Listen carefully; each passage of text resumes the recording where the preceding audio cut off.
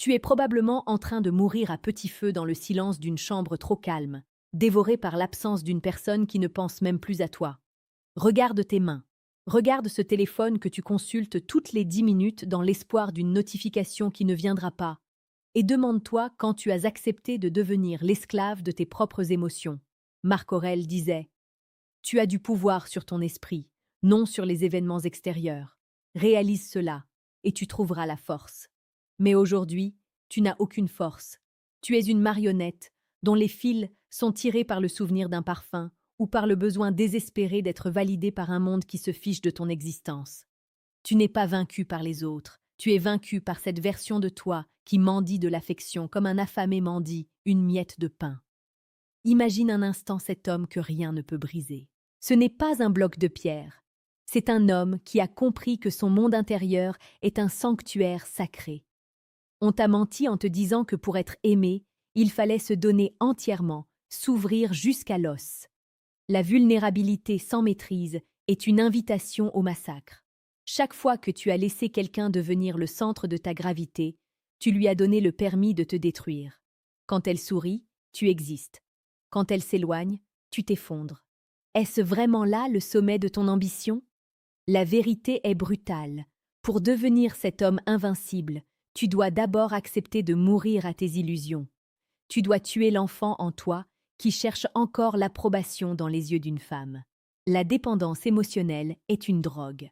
Elle te fait envoyer des messages de 3 paragraphes pour obtenir une réponse de 3 mots. Tu donnes les clés de ton royaume à une personne qui n'a peut-être même pas l'intention d'y habiter. Sur cette chaîne, L'Esprit féminine, nous explorons les méandres de la psychologie pour que tu ne sois plus jamais la proie de tes impulsions.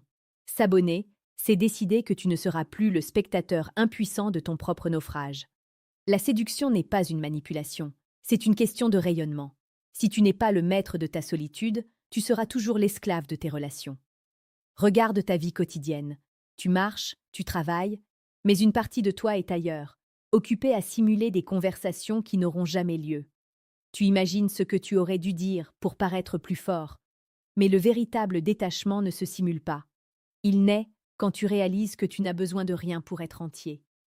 L'homme que personne ne peut vaincre est celui qui peut ressentir le désir couler dans ses veines comme un feu liquide et être capable de se lever et de partir si ses valeurs ne sont pas respectées. Son pouvoir ne vient pas de ce qu'il prend, mais de ce qu'il est prêt à perdre.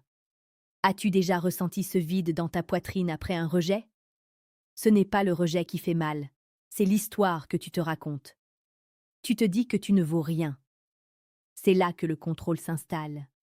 Les gens te contrôlent par tes peurs. Si tu as peur de la solitude, n'importe qui peut te manipuler en menaçant de s'en aller. Le Machiavel moderne n'est pas cruel, il est souverain. Il a cartographié ses faiblesses pour que personne ne puisse les utiliser contre lui. Quelle est cette peur unique qui t'empêche de dormir et qui permet aux autres de garder une emprise sur toi? Partage-le en commentaire. En posant des mots sur cette blessure, tu lui enlèves son pouvoir.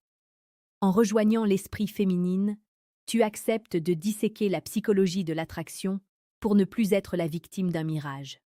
Devenir invincible, c'est accepter que tout est éphémère. Si tu es prêt à tout perdre, tu es l'homme le plus libre du monde.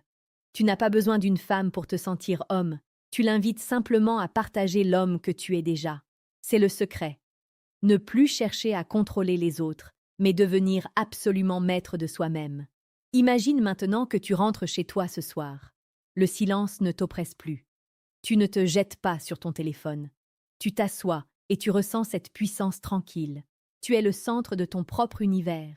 La personne qui peut briser ton cœur est celle à qui tu as donné le marteau. Reprends ce marteau. Personne ne viendra te sauver, et c'est la meilleure nouvelle de ta vie. Cela signifie que tu possèdes déjà tout pour être ton propre héros. Sois ce roc, sois cette énigme que personne ne peut résoudre.